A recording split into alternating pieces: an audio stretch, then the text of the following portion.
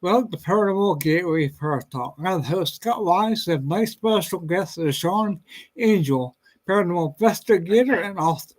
Sean is a former paranormal investigator from eastern Pennsylvania and the author of Turn Off the Lights, a ghost hunter search for the truth and how to God.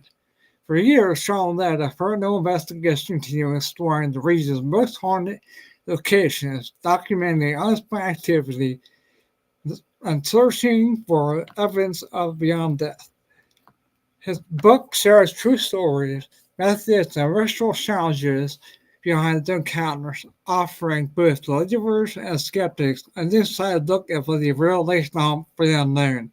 Today, Sean continues to explore mysteries of supernatural through writing and interviews, sharing his journey to uncover the truth in a world full of shadows. So, Sean, welcome to the show. Thanks for having me, Scott. Appreciate it. Sure thing. Tell me, of course, Sean, once I enjoyed your book. Another show, or maybe after, I have a QR code up here that will go to your Amazon page to buy your book if you want to. So, Awesome. time for the show, so let's do that. So, let's start off, what brought you into the world of paranormal investigation since you became a skeptic at first? Yeah, so I stumbled across a video of some investigators collecting electronic voice phenomenon, and it really took me back. Like, I didn't know what that was all about. I just assumed it was fake. I just assumed that it was an elaborate hoax. I was like, there's no way that this can be possible. So I set out to prove this for myself. I had to find out for myself if this was achievable. So I pretty much got my own paranormal team together, and learned how to run a paranormal team and started doing investigations. And I kind of always kept that skeptic mindset. The whole time I wasn't allowing every little thing to be paranormal right away. I would try to debunk it. I would try to disprove it if I could. And along the way, there was just a lot of things that I could not debunk and could not disprove. So I kind of slowly just became a believer as I went along. Because yeah, I like, what do you say when you just capture that evidence that you can't explain, and nobody can explain it? Then you really have something there. That's kind of when I started off first investigation with that first team. I was hooked. I got one Yeah, of the best UEPs that day. We were at church. So, yeah, yeah, I mean, you get bit by the good son bug. yeah, yeah. Yeah, Yeah. I mean, as you know from the book, that, and thanks for actually reading it. In my book, my first investigation was like just kind of an impromptu search that I did one night with a friend. It wasn't, it was pre-team. It was just me and a buddy. Went out one night, and it was a horrible failure of an investigation. But just like, there was something about that, Mm. like the spookiness of it, that I wasn't afraid, and I was like, okay, like, I can do this. This is, I'm made for this. So that, just like you, I was hooked. I was like, okay, I'm going to do this for real. That's when I put the team together.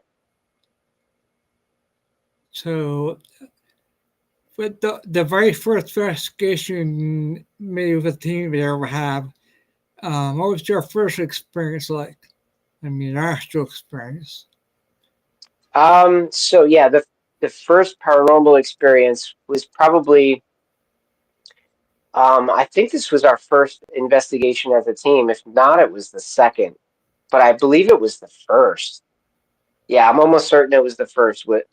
We had a door close on its own in the home that we were investigating, and I mean, we were all just in the living room, and we hear this door. We hear this door pop open. That's what it was. The door popped open and swung open and made a noise. It was like, creaked open or whatever. And so immediately we go over and we're trying to find out if there was anyone in the home. We were trying to find out if there was some sort of airflow. Maybe something kicked on and created movement, air movement. Nothing. It wasn't windy outside. We could not explain what made this door pop open and swing open the way it did. And that was bizarre. It was really cool, and it got us all really excited about that. Like, we were actually documenting uh, strange things that we couldn't explain. Um, and yeah, so like the whole team was pretty much hooked from that. And I'm so glad it was the first investigation too, because if your first couple investigations you capture nothing, it can be very defeating, and that's when most people give up, I think. Mm-hmm. So to have something actually happen in our first investigation was encouraging, and it just propelled us forward, because there were definitely cases where we tried our hardest and captured absolutely nothing, but we knew that it wasn't anything we did wrong necessarily. It was just sometimes it happens, sometimes it doesn't. It's all the elements have to be just right sometimes for Right. activity to actually manifest. So Right. Yeah, I many years ago, 15, 20 years ago, um, I, I was a writer with Pennsylvania Paranormal Magazine for a while there, and I did an article about what take us to if you want to be a ghost hunter. And basically, the same thing you have in your book.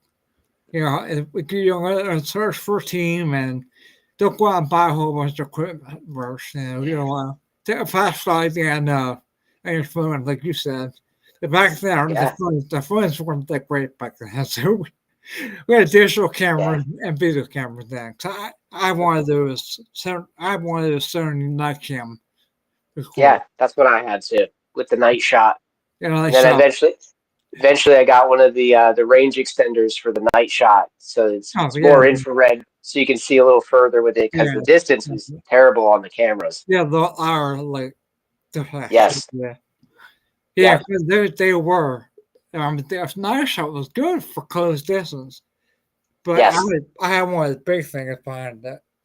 For it, yep. like it lit all like whoa.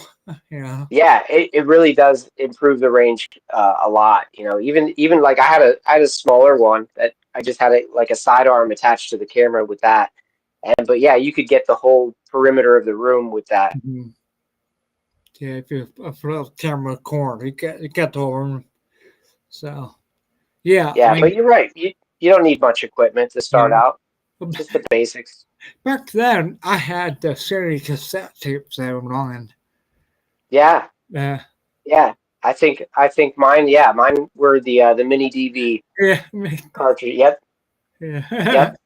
I was like, oh, you see how many of these things I have laying around. I, I, I've got a closet full of those little things. Yeah.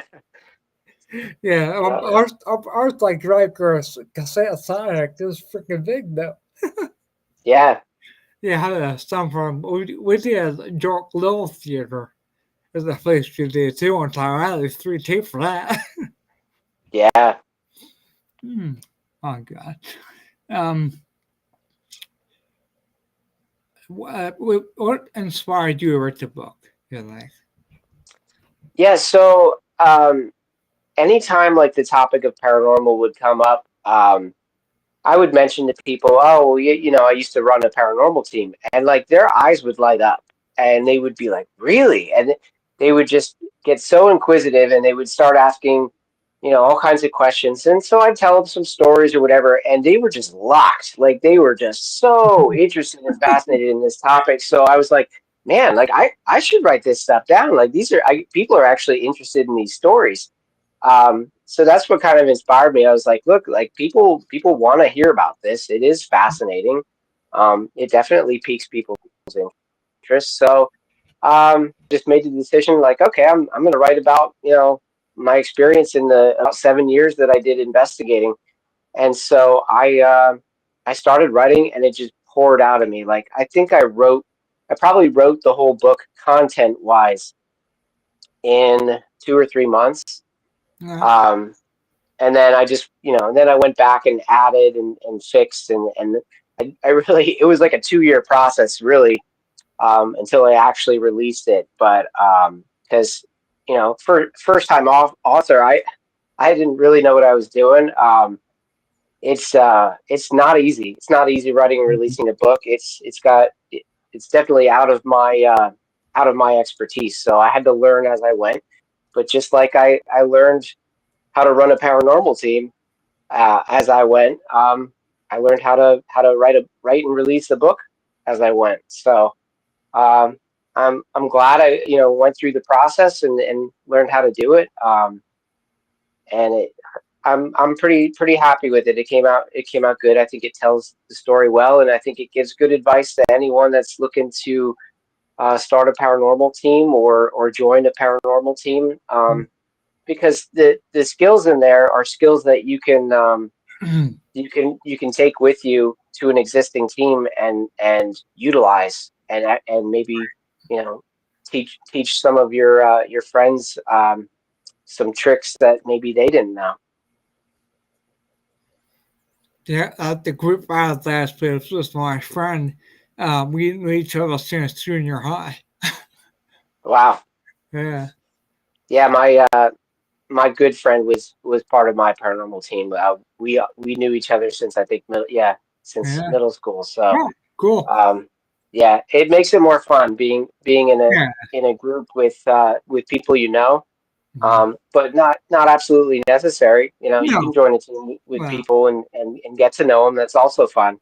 But yeah, it's cool. It's cool to investigate with your buddies, as long as you're able to keep things somewhat serious and focused.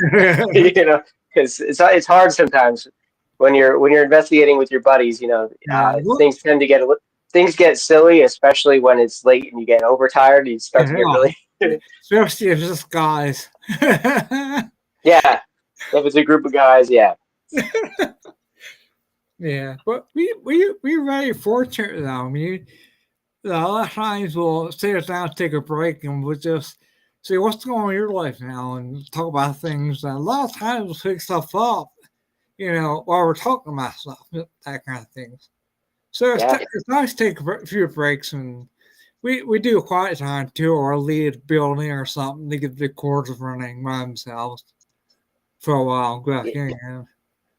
That's Yeah. that's a good strategy to mix things up a bit, because sometimes it's the words that you say in your conversation that trigger activity, and then sometimes it's that absolute silence that helps you to notice activity that's going on.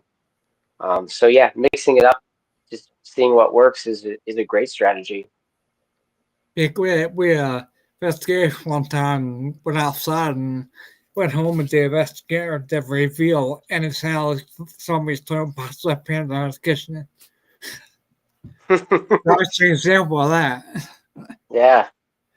So during investigations, for any moments that made you question your beliefs or sanity? Yeah. That's a great question. Let me think here. Um, yeah, no, I mean, when we started bringing back EVPs that were clear as day EVPs, like you just hear that voice clear as day.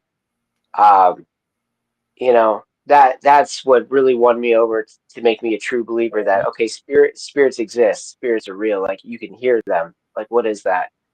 Um, that definitely made me a believer. But nothing that made me question my sanity because I consider myself a very mentally stable person. So if I'm experiencing something strange, like I'm experiencing something strange, I know it's not me hallucinating or anything crazy like that. I'm not going crazy. So yeah, I definitely like believed in what I was experiencing. Um, yeah. How do you think your background as a skeptic influenced the way you approach evidence and your experiences? Yeah, I'm glad that I approached investigating as a skeptic because there's definitely teams, and especially like paranormal shows, TV shows, you'll notice the teams that they make everything that they see, hear, feel paranormal. Oh god, yeah. And it's I can't watch it. I can't. It's awful. It because you know I get it. If it's on TV, you want the show to be exciting. You want to get views or clicks or whatever.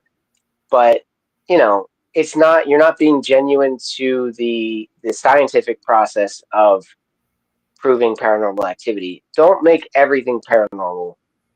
Try to make it not paranormal. And then when you can't, then that's paranormal. That's legitimate paranormal because it can't be explained like you've tried to explain it reasonably, rationally, every which way possible, and you can't. So that's what paranormal is. It is not normal. It is not the norm. We'd kind of have to discovery approach stuff reading about one time one to us that try to do a show and stuff, and I'm like, we looked at the contracts and stuff, and we're like, well, they take all your stuff, and no, we rearrange it, but they have to add this and that to it. No, yeah. No, because are you going to do it? We want to show the episodes that we didn't get anything. Yeah, I don't think they like that idea at all. yeah, yeah. I mean, and that's the reality. Like 80% of investigations really don't turn up any evidence. So like you have to be willing to be honest about that fact. Like, a lot of times it's just either there's nothing going on at that time, or maybe there's nothing going on at that location. Period. Maybe the issue is something going on with the individuals living there. Um, maybe they're having some sort of mental issues and or hallucinations or reactions to medications. There's all kinds of things that can create the illusion of paranormal activity. So yeah, it's just it's one of those things that it's more misses than hits. Looking for paranormal, so it takes a lot of patience. It takes a lot of patience and persistence to get that 20% success rate that you're looking for. Um, because once you find it, it makes it all worth it. It makes the 80% of nothing worth it because it's so good. It's so good when it happens. So you're like, oh man, this is it. Like we got it. Do you believe there are certain locations that attract more paranormal activity than others? Certainly. Um, I find that locations that have a history of extreme energy, places where something incredibly violent happened, or places where there was a lot of death, or just a lot of like sudden passing.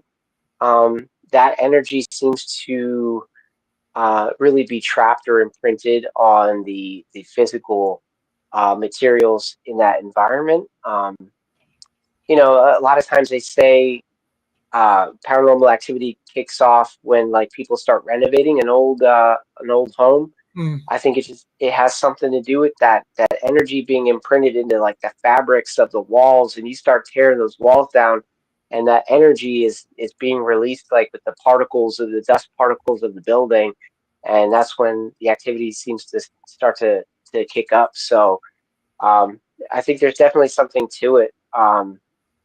You know, there's got to be, like, we investigated Eastern State Penitentiary. I mean, think of all of the energy that has passed through those walls. I mean, this was home to thousands and thousands of inmates. A lot of them angry. It's just high emotion environment. So, the amount of energy that's imprinted on those walls is just massive. Which is why it's one of the most known as one of the most haunted locations in Pennsylvania.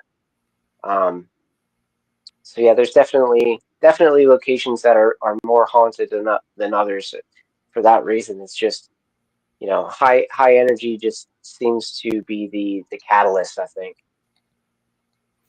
It's on my bucket list I never got to. Yeah, it's a Yeah, cool place. It's well, massive. I lived in I can't even. Pennsylvania for like 40 years.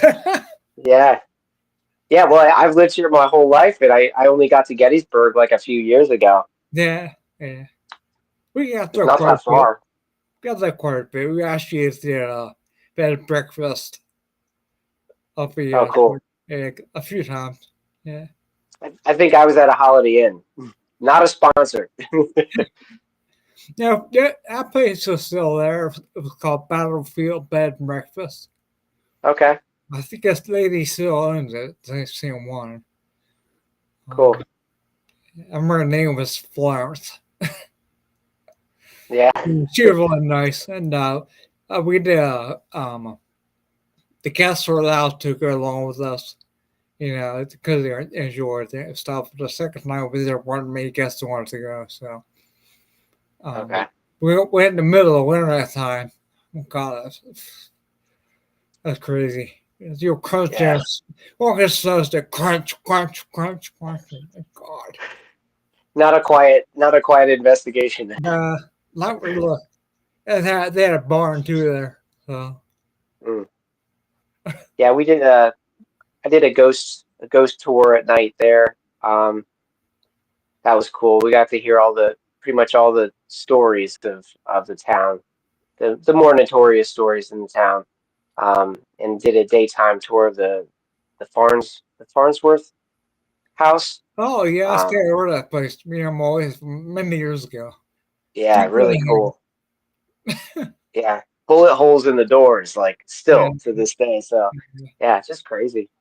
When you were there, Dave, did I last you in the attic or no? We yeah, they let us walk across the attic.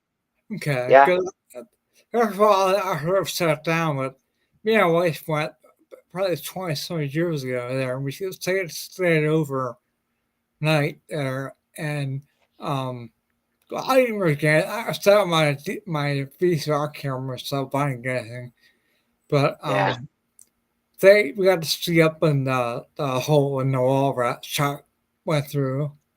yep, Yeah, yeah. I guess she was shot in the kitchen, the kitchen. and then they took her up to the attic and they had to cross the attic to get her to like a safe part of the house. Um, and then eventually she was moved to the basement, I think, where she passed. Yeah, Just that's a crazy story. I was at the over that house there. Forget the woman just shot through the window and her. What was her Oh name? yeah, it was just up the street. I forget the name of it also. Yeah, that kind of man. Yeah, Yeah, but so many stories in that town though. Um, yeah, what a crazy time. I bet. So like over 30 to 500 people, I think, died during that. Yeah, a lot. Yeah, and people still see soldiers, marching in the fields, and a There, lot of a lot of sightings like that. I think we caught one too. Going Yeah, down. Yeah, you're out there. yeah. Yeah, It's a cool place to try to capture EVPs. like one of my favorite questions to ask is, especially if you believe you're dealing with a spirit that served in the military. My favorite question to ask is state your name and rank, Hmm. because it's a very, if you're a military spirit, that is a question you answer. You know what I mean? It's like that's an order. So it just really, it tends to really prompt some kind of response. Um, it has, like, I feel like it has a higher success rate. So keep that in mind. Anyone listening out there that you want to catch an EVP and you're on a battlefield or something, that's the question you want to ask. All right. All right. Yeah. In the book, you mentioned both the emotional and physical challenges of investigating. Can you elaborate Yeah, on that? yeah, sure. Yeah, I mean, investigating is hard for the reasons that, like, you're sometimes investigating in the middle of the night. You're tired. Maybe you already had a long day, but you have to be sharp. You have to be alert.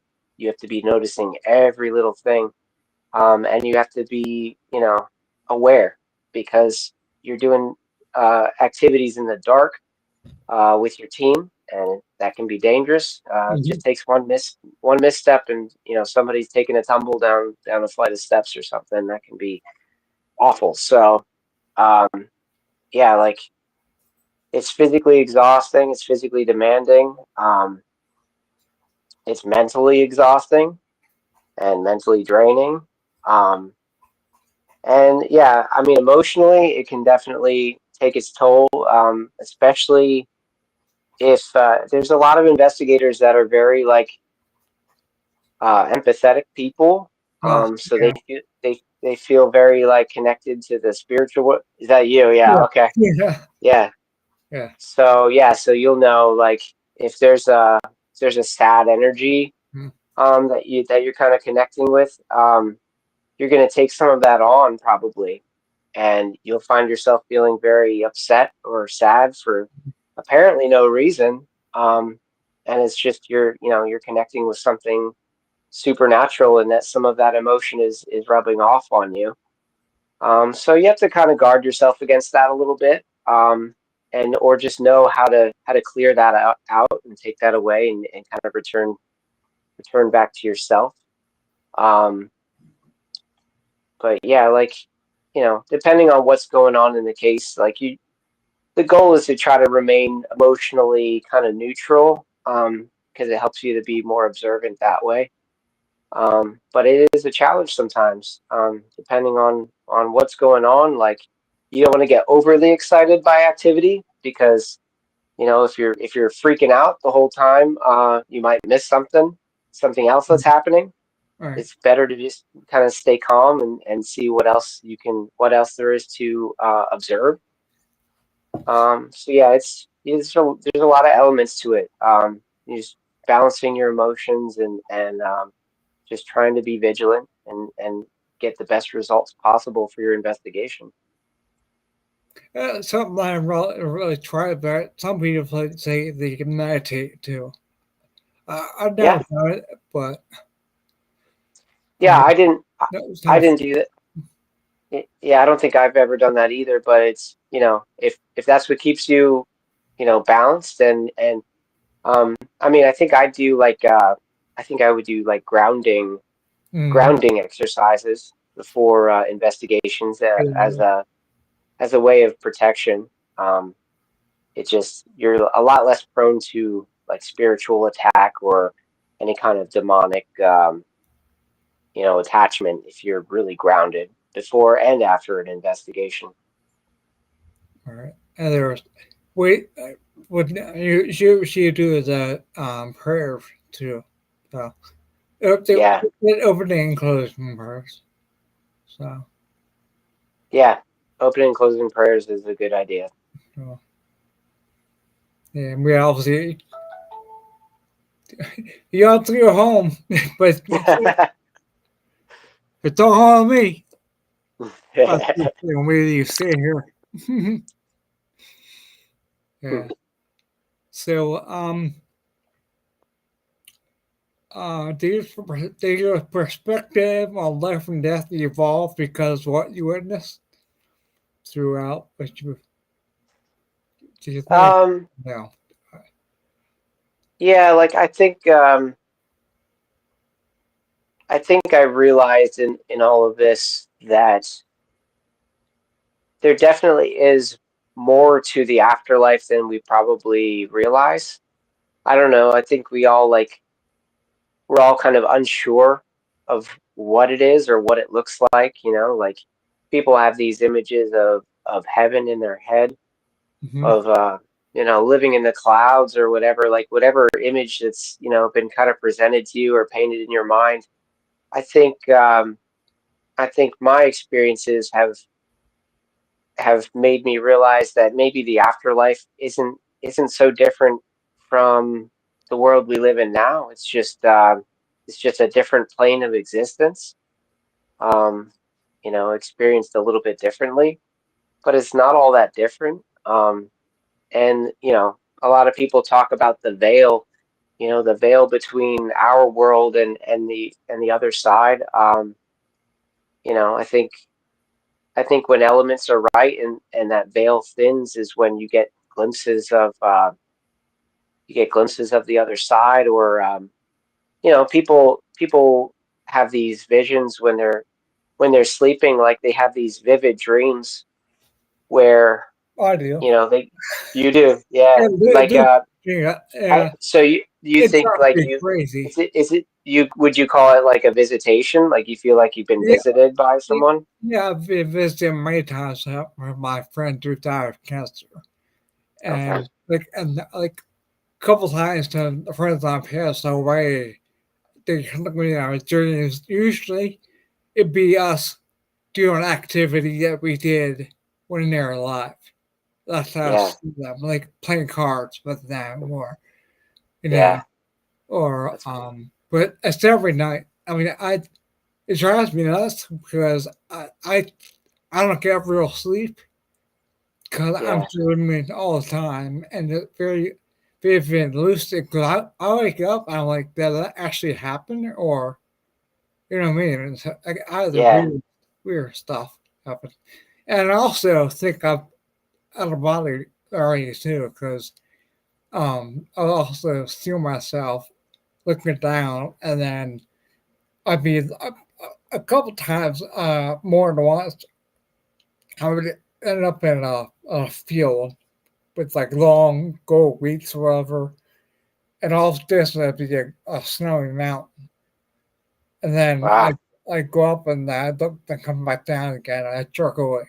So that's but going different places yet, like different towns and stuff. I mean, I've also had I also had a couple dreams of UFOs in the air. UFOs. Yeah, Yeah. that's just started recently. You started Yeah, dreaming about that. yeah, yeah. So Yeah. that's weird. Yeah, I mean there's astral travel, and then there's lucid dreaming, which sounds more like what you're Yeah, experiencing. yeah. But then there's, people that swear like they were visited by somebody that passed away. Mhm. Um, but so it's so detailed. They're like it was like it was real. They were there. I was talking to them. I could smell them. I could see them. I could touch them. Um, yeah, like, and it's often like right after somebody passes too. So it's almost like a last little check in or something. That Yeah. there's so many claims of that. So it's like something's going on. Like, are people being visited? But it's like that veil thins, when you're dreaming, when you're sleeping, you're in that dream state. I think that dream realm is just that much closer to the realm that our loved ones live in on the other side. So because there's that thinness between the veils of those two realms, it's a lot easier for someone to step in and visit you in your dreams, because they're a lot more similar, those two planes of existence, than the world that we're in now. Um, it's fascinating. It's just there's so many claims of that out there that there's got to be something to that. Mm. Yeah, a friend of mine passed away. I think it's gone like um, yeah, 15 years now. Wow. Mm. But when he passed away, um, they had the funeral on my birthday. I Hmm. kind of me a little bit, but Yeah, that's that's tough. he comes a lot in my dream. I get saying, so but you're supposed to be dead, right? And he just looks at me, and a lot of times there'll be us back in the workplace where we used to work together. Yeah. That's why I do if you see him. Hmm. So Yeah. Familiar settings, right? yeah, and he used to volunteer at York Little Theater. This one place to investigate. Here to set up the stage, you know, um, scenes and stuff. And after he passed away, about 6 months after that, we did an investigation. And I picked up a party quarter saying, "Hey, Scott, that's cool." Wow, that's Yeah, awesome. yeah. So I have some pictures here. Um, well, you show them and you tell me about them, or Yeah, let's do that. okay, I got the first time I have up here. I'll show which investigators. I'll do a scratch flag. Okay, yeah. So this was at Eastern State Penitentiary. One of our investigators came back to home base very excited, and he was pointing at his arm, and he said, "I got scratched." So you can see in the picture there, like on the kind of the center right side of that, it was a flash. It was kind of hard to see Oh, because of the. sorry, dude. It's okay. Yeah. So on the right side of that bright spot, you see that red line. That is one of the scratches. I think the flash actually covered over the other two scratches, but there was definitely three distinct lines down his arm, and it was really wild. Like he came back to home base, and we just watched these scratches like develop more and more and more, almost to the point of drawing blood. So definitely, that investigation was didn't yield a whole lot of evidence. We had some weird K2 activity out in death row, but this was definitely the peak of the evening because Wow. one of the energies there, I guess, did not like him being wherever he was, and definitely let him know about it because he was scratched by an unseen something. Yeah, I'd say. Well, yeah. Uh, Yeah. I have people here who actually had scratches that feels like razor blades being scratched with. Yeah, that's how he described it too. Yeah, yeah, something of the. I never I got touched already. Yeah, already on my legs. I never got scratched though. Yeah, Okay. I've heard growls already. Wow, Picked up and that's Connors, creepy. if he still, I've been called a dick already. Dick, and I've been called Wow, asshole also. And then metaphor. wow. Yeah. I'm really skeptic. I don't know where that's coming from, but Yeah, I don't. I Yeah, don't know. sounds like a malicious spirit. Yeah, You know. they call me an SOB. Wow. Yeah, Well, something, Rick. But I don't think that. I think you're a nice guy, Scott. yeah, thanks. You're okay with me. Yeah, thanks, man. No problem. Yeah, 6 thumbs up after the show. Cool. Oh, yeah. Yeah, here's another one. I think it's at the a little bit wrong, but it's the Kindle um stairwell that was knocked over. Yeah. So that was a off to the right there where it says top and bottom. That is a wrought iron candlestick candle holder, um, and that blue line off to the left that's the bottom of it that's where it was standing. It was Wow. standing there with you can see that's the white candle on the floor right next to that blue line. Mhm. So the candle holder was standing on the floor there with the candle on top of it, and somehow it went end over end and wound up there by the bed. And I mean, this is metal. It's heavy, and Mhm. it was basically standing up against the wall. So like, no, nobody kicked it. Nobody tripped over it. It was there against the wall, and then it was there. So for even like something to hit it with enough energy to send it all the way over there, like to swing with enough force, the swing would have had to come through the wall, hit the object to tumble it end over end over to that spot. Um, we to this day we don't know how that happened. I was downstairs at the time. I heard this thing hit the ground, and that investigator. We were doing that investigation with a team that was already from that area, so it was a Mhm. dual investigation. Yeah. So that's the legs you see there. That was one of their team's investigators, and he said, "Get up here right now. There's movement," and we booked upstairs. And this is the scene that we discovered when we got up there. Uh, well, I think I see Annabelle in bed back there. Annabelle. Yeah, is it her? No, I don't think so. I hope not. I hope not. Little Brady and I think I saw back there.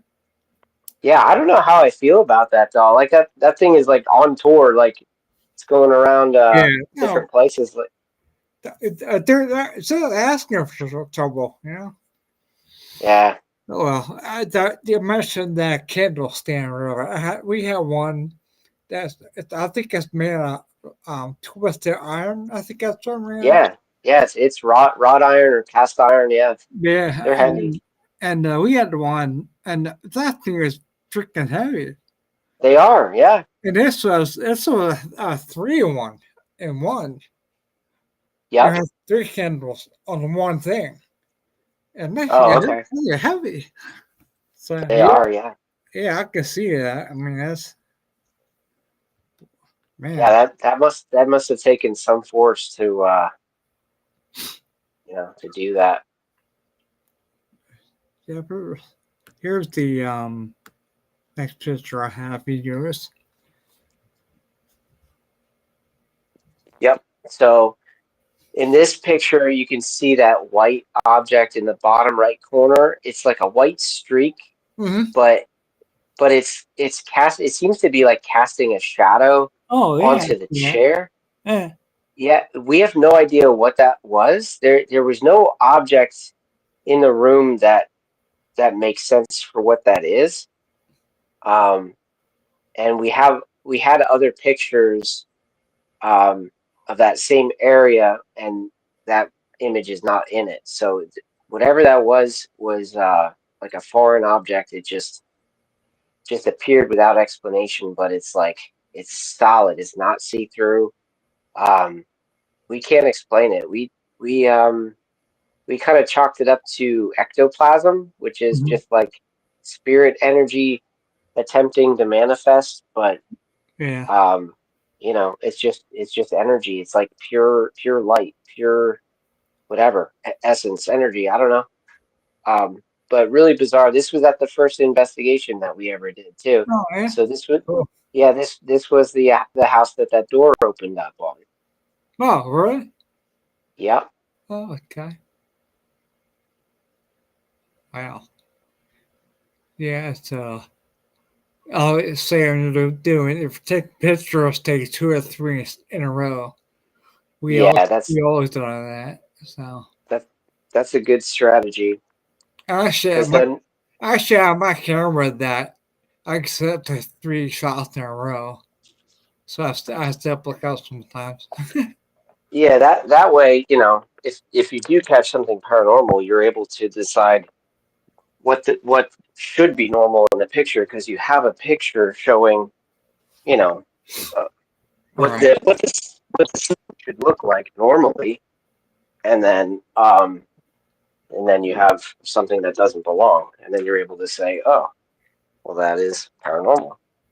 All right. That's pretty cool. I'm still here. I had to get a charger for my phone. Oh, Lord. Okay. I don't want it to die on us. That'd be no bueno. That would be no bueno. Plug her in here. Mm, All good. Okay. all right. Let me see. We go to you want me to share you a couple of my things, or Yeah, let's see it. okay? Love to see that. I have some stuff here. The one I have here is I know there's somebody here with me. I think it's female that I picked up on. I think I know who she is. Somebody that a really good friend of mine that passed away. Her husband started her death, and Oh my goodness. yeah, I actually investigated her house after, so that was weird. Huh. But Yeah.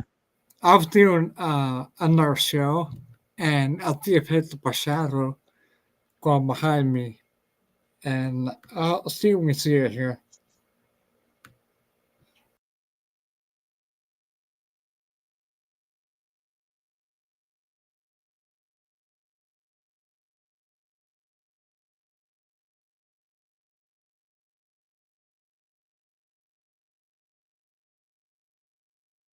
Did you see it? I missed it, I think. So the top left corner, right? Oh yeah, it's gonna be. It's coming from one this side, and there's Okay. like a shadow going this way. Okay. Yeah.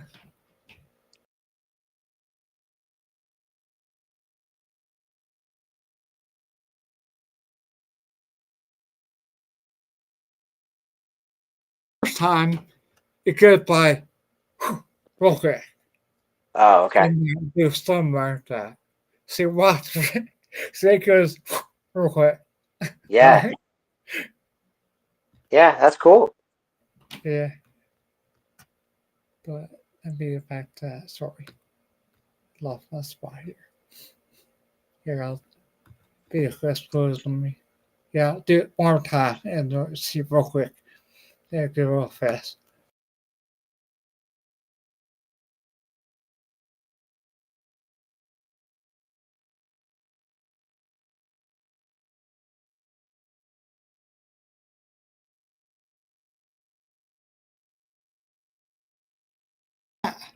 Slow motion. I got the other session. Remember your session? The Ovilus session. I got that here. You want I can play it? I forgot I had it. Sure. Yeah. Well, It's just not really making a whole lot of sense yet. Hammered that train. did it? Are you a boy? Worry. Worry. Was that worry or Larry? Worry, right? Why are you worried? Yeah, I would say worry.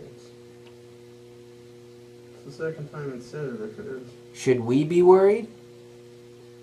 Can you tell us who should be worried? You. Wow. Okay. Why? Why should we be worried?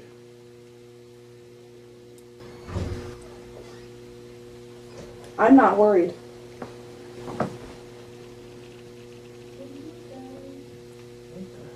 What was that? That was leaning on the wall, right? Good. No, No.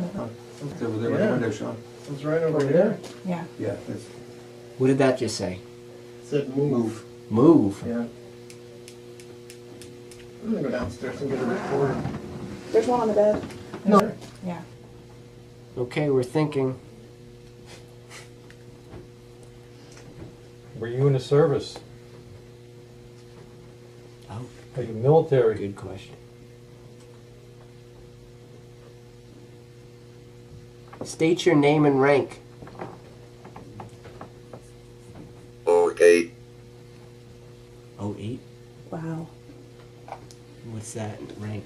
There's an E8, an O8 is an officer 8, Jim. Oh, it depends. That's a direct answer. That was definitely a direct answer. Is it O8, what Or is you're in it? the Army. it's a warrant officer, right? Army? It's a pretty short is. Yeah, O8. That's, Were you in the Army? warrant officers usually like flew stuff, like helicopters, and Fifth. I was in. Fifth. I Write did that just down. stand up. That was fifth. That Like was a fifth. Oh, I thought it was said fifth. sit. He That's- said, no, he said 5th, like That was what, fifth. regiment or something? Yeah. Were you in the Flu Navy? stuff. You said flu stuff. Were you a pilot? Were you in the Air Force?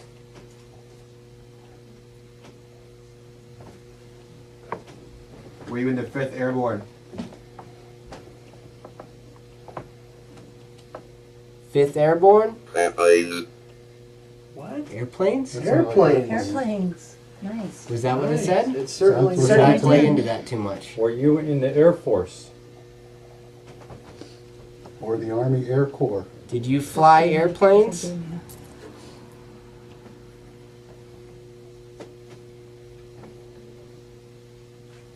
Were you on the crew?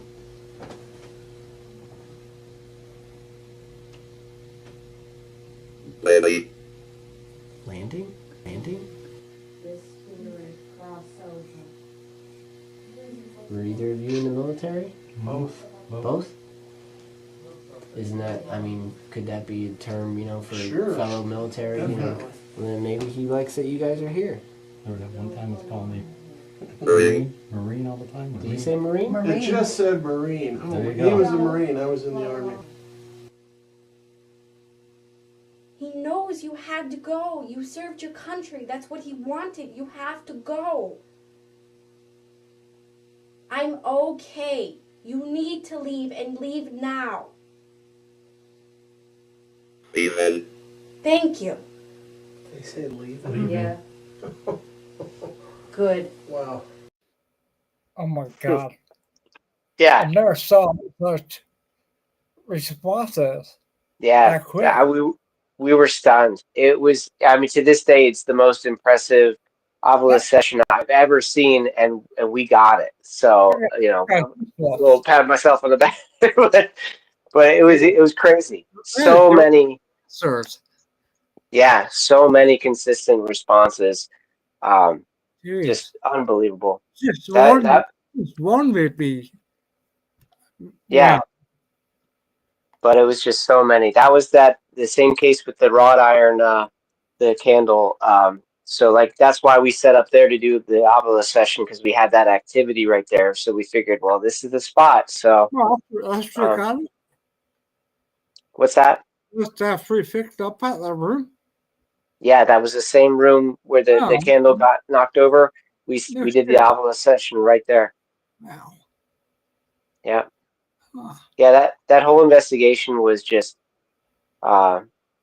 constant activity. It was just, it was wild. And then right at the end there, that was the homeowner.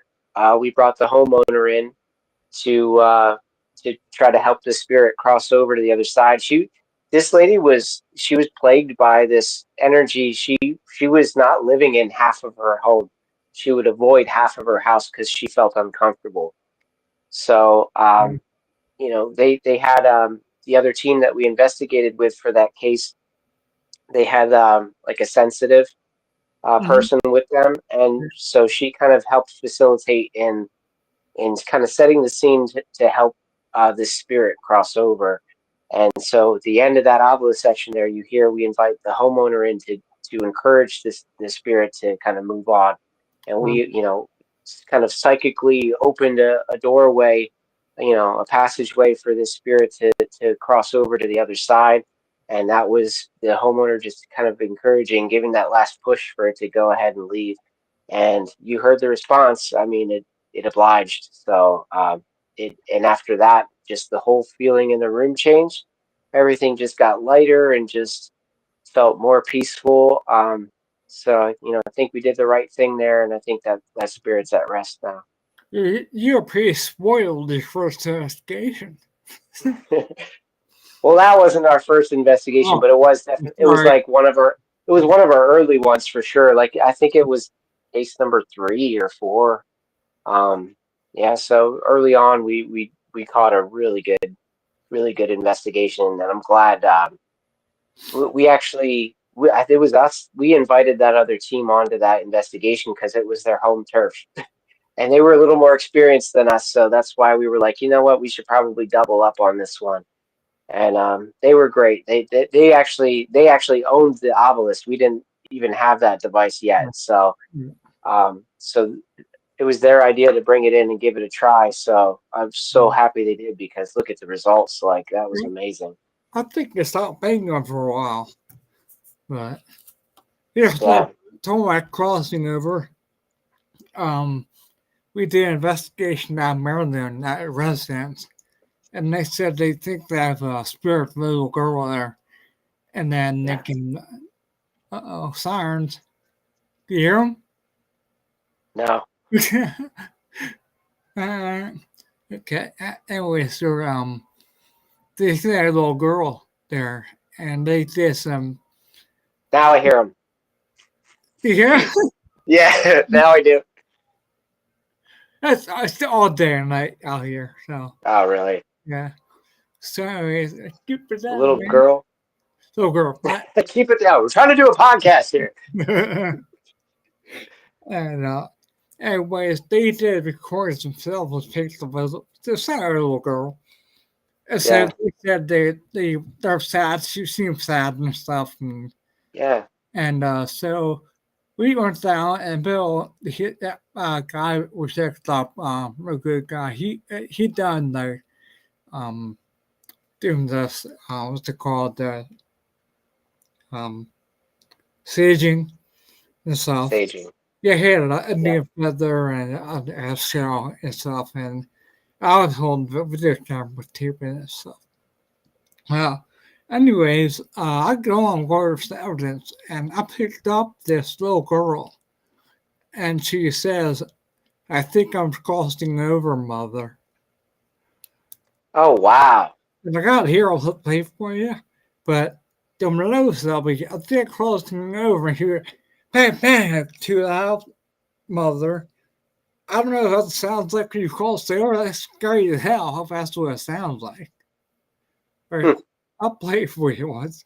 Yeah, I'd love to hear that.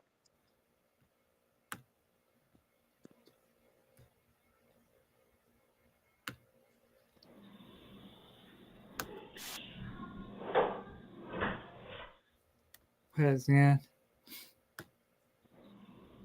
Can I hear that again? Yeah. Yeah, definitely mother at the end. Yeah.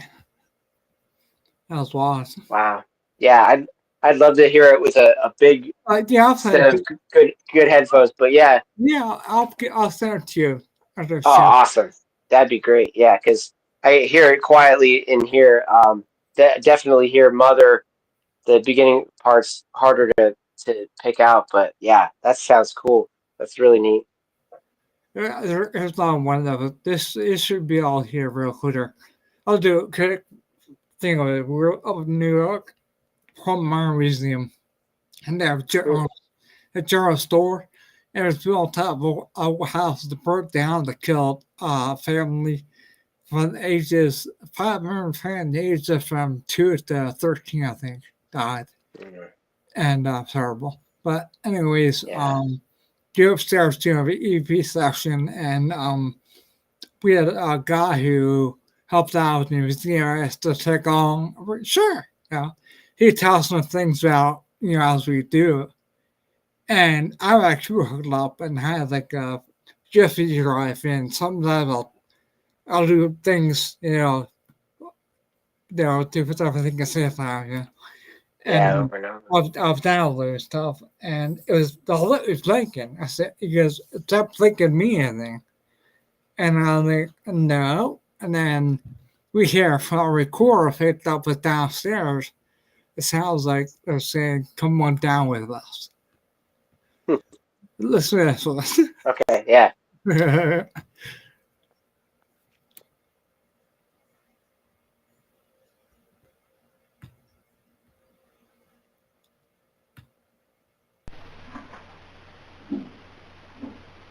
Said, hey, come on out. These guys came all the way from Pennsylvania to come and see you. Did that light just go out on that computer? Is there a reason that did that? I heard that. Yeah, that was pretty clear. Come on down with us. Yeah, That's scary. I heard that. yeah. Yeah. That's That something. that reminds me of an EVP we caught. It was like a young boy, and he said, "Come sit with me." Oh, Um, again. I saw it in your book. Yeah. that I mentioned that in my book. Yeah. I one day I'd like to release this book as an audiobook, and I'll put all of my EVPs in the book That, because why not? You know? that idea I had the first time when I started off. I was going to do that and have a DVD or CD in the back so they can listen to themselves. Yeah. Yeah. That's a good idea. Yeah. Here's the basketball off the chair. Oh yeah, yeah.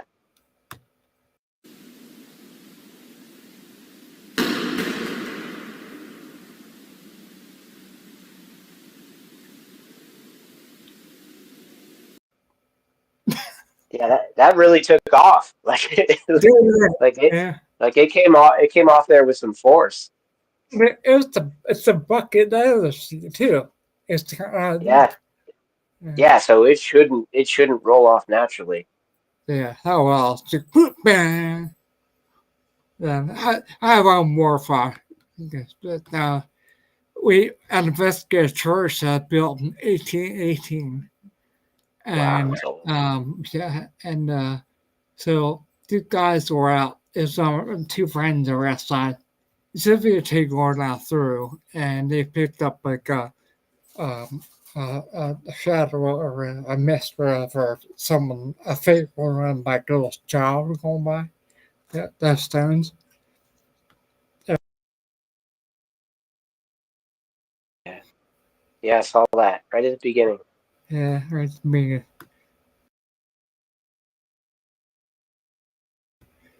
yeah, It almost looks like a shadowy also. yeah, Like yeah, a mist, but definitely with like a dark contour on the right side. yeah. Yeah. If you falls there, it almost looks like a western there too. So Yeah. that was a good fun for us. But yeah, so Yeah, that's cool. yeah, that's cool. Like I said, we are very lucky. I'll do a show. I'll send you some of my EPs and stuff I got over the years if you want to listen to them. All right, well, I'd be if you down. show me yours, I'll show you mine. Okay. All right. It's supposed to be PG rated. Oh, that's right, yeah. What we're talking about EVPs. I mean, I don't know what you're talking about. All right. There we go. That's what we do. We share this kind of stuff, Yeah, you know? that's true too. So, um, so do you want to say where we get the information on you, or we get your book? Like I said, we have that up there for Yeah. you. People can scan that, go to your book and buy it. And I say it's good for, like you said, for your experiences you shown and for helping people get into the field. Yeah, I mean, if you're just looking for some cool stories, it's in there, and if you're looking for advice on how to do this kind of thing, then that's in there too. It's kind of the best of both worlds as far as that goes. It's available for digital download if you have like a Kindle. It's all available on paperback, and like I said, hopefully one day I'll get this out on an audiobook, so you can listen to some Mm-hmm. EVPs while you listen to the book. Yeah, that'd be cool. Yeah, I thought about doing all that stuff, but I already have it.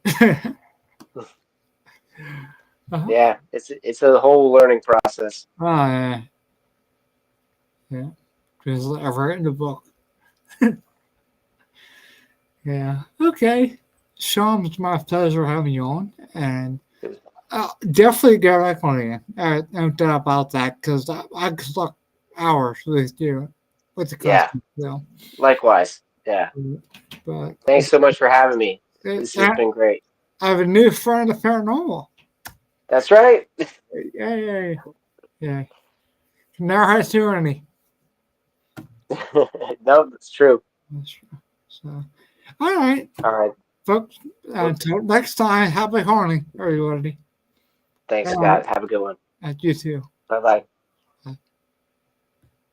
bye.